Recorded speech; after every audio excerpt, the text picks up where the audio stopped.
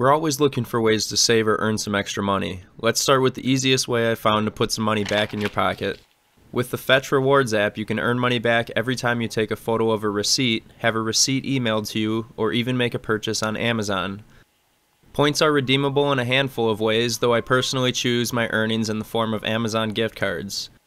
In 2022, we put $102.24 of money we spent back into our wallet by simply taking photos of our receipts. It's that easy.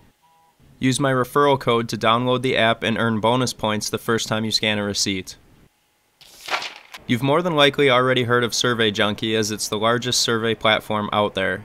Whenever I have some downtime, I jump onto the app and complete some surveys to earn points. In addition to earning points, you're letting your opinion on products and topics be known. This was our most lucrative side hustle, earning us $421.53 last year.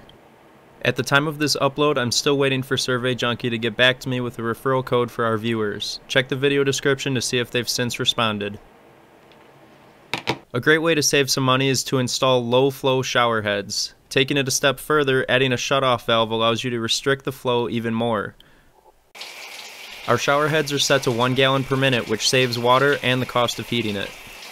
While we're on the topic, check your water heater to make sure it's set to the EPA recommended temperature of 120 degrees Fahrenheit. Insulating your water heater is another great way to retain heat and reduces frequent reheats that cost you money.